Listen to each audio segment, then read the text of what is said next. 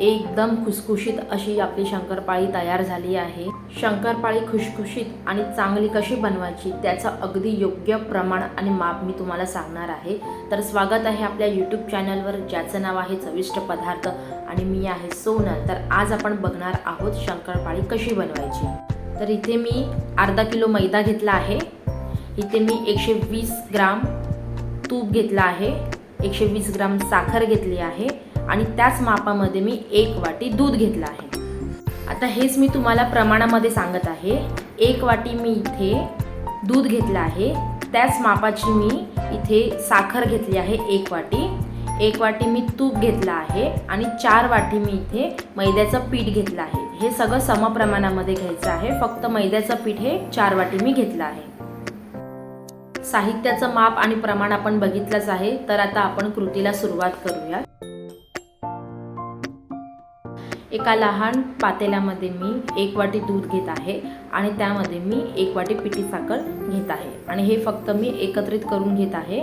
मला याचा कड काढायचा नाही किंवा ह्याला उकळवायचं नाही आहे, मला फक्त हे हलकंसं गरम करून घ्यायचं आहे। जर का मी हे जास्त गरम केलं तर ह्याचा साखरेचा पाक बनू शकतो, तर आपल्याला तसं नाही करायचं।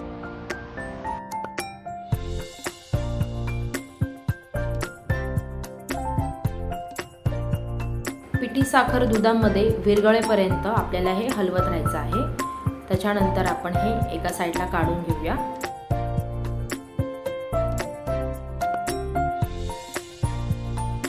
एका कढईमध्ये मी 1 वाटी तूप घेत आहे आणि हे मला गरम करून घ्यायचं आहे। गरम करून झालं तर मी हे साईडला काढेल। मला कडकडीत गरम पाहिजे आहे आणि आपल्याला हे तूप जाळायचं नाही आहे, त्यामुळे तुपाचा जास्त धूर होऊ शकतो, त्यामुळे तुम्ही लक्ष द्या।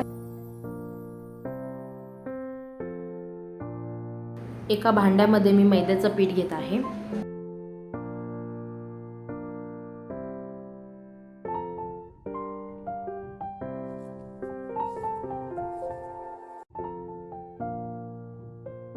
आणि आपण जे आता तूप गरम केलं होतं तेच गरम गरम तूप आपण या मैद्याच्या पिठावर टाकणार आहोत आणि ते आपण एकत्रित करून घेणार आहोत। तर सुरुवातीला तुम्ही एका चम्मचच्या मदतीने हे एकत्रित करून घ्या, कारण की तूप गरम असल्यामुळे तुमचा हात भाजू शकतो आणि त्यानंतर हे थोडं थंड झालं तर तुम्ही तुमच्या हाताने हे मिक्स करू शकता।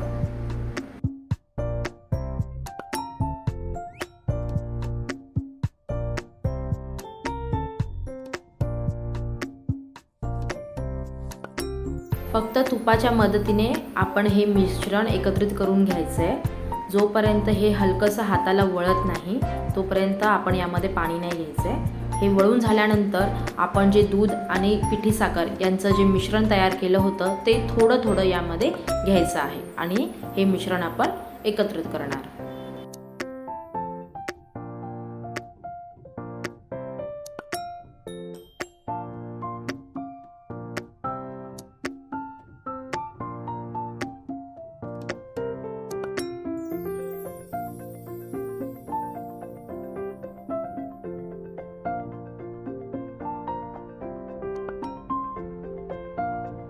आपल्याला हे मिश्रण पातळ करायचं नाही आहे, त्यामुळे तुम्ही जेव्हा तुपाचं आणि पिठी साखरेचं पाणी जेव्हा टाकतात त्यामुळे तुम्ही थोडं लक्ष द्या।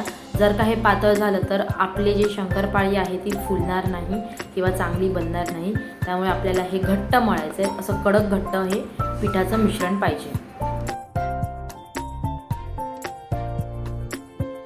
साधारण इथे पीठ मळण्यासाठी मला 20 ते 25 मिनिटं लागली आहेत। तर तुम्हालाही हे पीठ जेवढं तुम्ही जास्त मळाल तेवढी तुमची शंकरपाळी ही चांगली बनेल।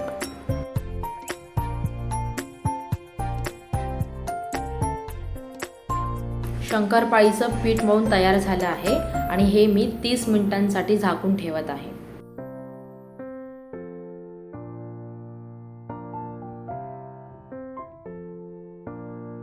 तीस मिनिटांनंतर तुम्ही बघू शकतात हे पीठ नरम होतं, त्यामुळे आपल्याला यामध्ये दूध आणि पिठी साखरेचं पाणी हे कमी घ्यायचं होतं। आता हे मला पुन्हा मळून घ्यायचं आहे।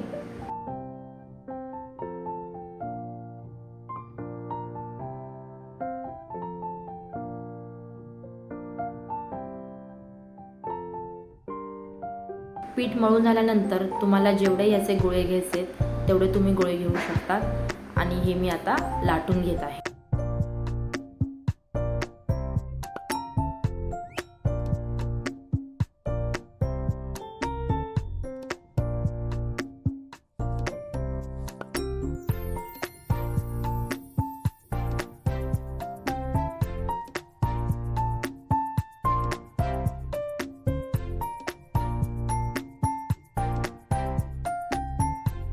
हलक्या हलक्या हाताने तुम्ही हे लाटून घ्यायचं आहे।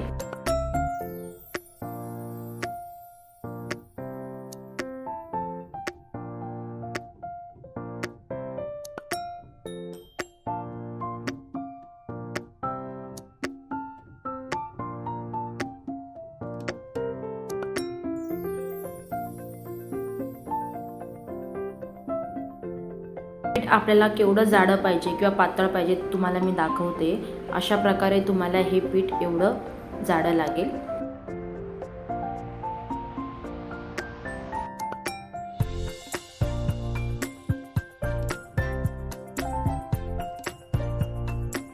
त्यानंतर आपण ह्याची किनारी कट करून घेऊया।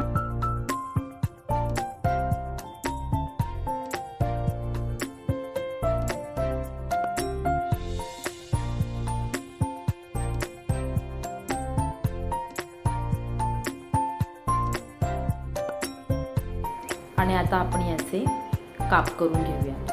तुम्हाला जेवढे मोठे काप पाहिजे छोटे काप पाहिजे तुम्ही तुमच्या अंदाजाप्रमाणे घेऊ शकतात, पण ह्याचे मीडियमच काप ठेवा। जर का तुम्ही याचे जास्त मोठे काप केला तर आतमध्ये ते शिजलं जाणार नाही आणि ते खाताना कच्चं लागेल, आणि जास्त छोटे काप केला तर ते करपलं जाईल। त्यामुळे तुम्हाला ह्याचे मीडियम कापच करायचे आहेत।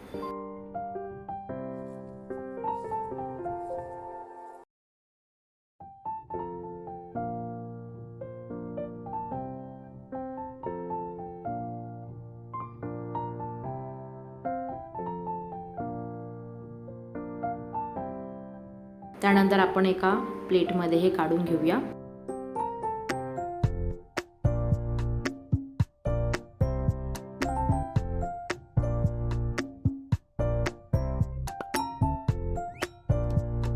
दुसरी टिप आणि ट्रिक अशी आहे, जर पीठ मळताना खूपच घट्ट लागत असेल तर तुम्ही त्यामध्ये जे दूध आणि पिठी साखरचं जे पाणी घेतलं आहे ते थोडंसं गरम करून तुम्ही यामध्ये टाकून ते पुन्हा मळून घ्या, जेणेकरून तुम्हाला ते मळताना काही त्रास होणार नाही।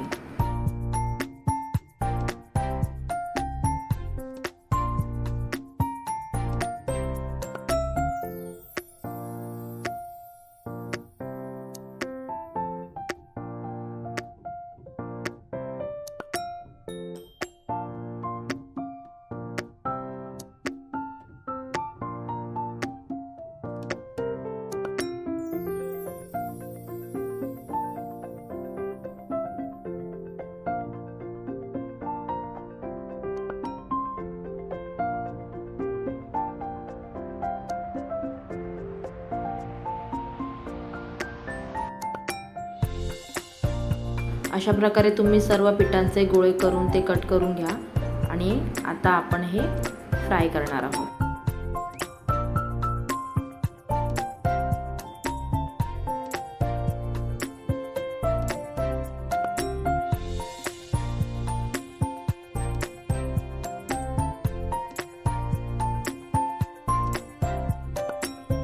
कढईमध्ये मी तेल घेतलं आहे। तेल तुम्हाला चांगलं गरम करून घ्यायचं आहे आणि मग मीडियम फ्लेमवरती गॅस ठेवायचा आहे।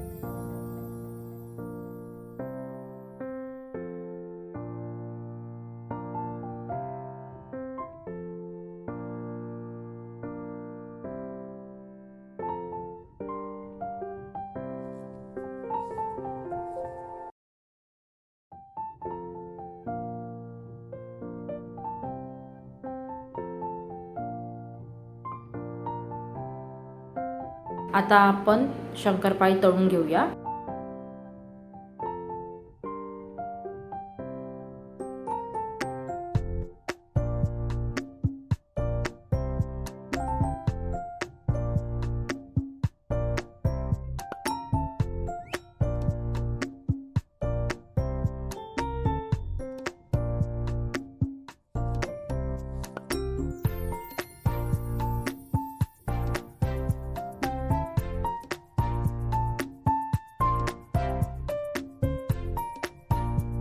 हे तुम्हाला सतत हलवून घ्यायचं आहे।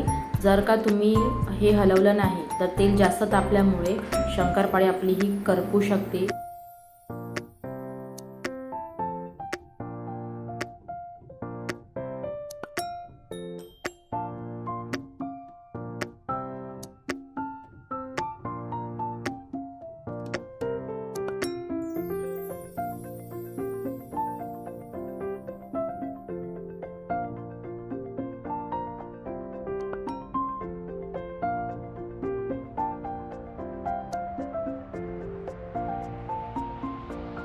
शंकरपाळी जेव्हा हलकीशी लाल होईल तेव्हा तुम्हाला ते बाहेर काढायचं आहे.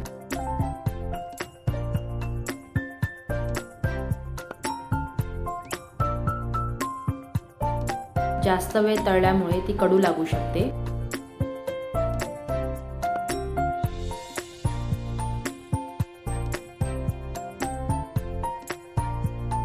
तर अशा प्रकारे तुम्ही सर्व शंकरपाळी तळून घ्यायची आहे. तळून झाल्यानंतर रूम टेम्परेचरवरती त्यांना थंड व्हायला ठेवायचं आहे. तर कशी वाटली तुम्हाला ही शंकरपाळीची रेसिपी? तुम्हाला ही रेसिपी आवडली का? जर का तुम्हाला ही रेसिपी आवडली असेल तर माझ्या चॅनलला प्लीज लाईक आणि सबस्क्राईब करा आणि पाहत राहावा चविष्ट पदार्थ. आपण पुन्हा भेटूया एका नव्या रेसिपीसह.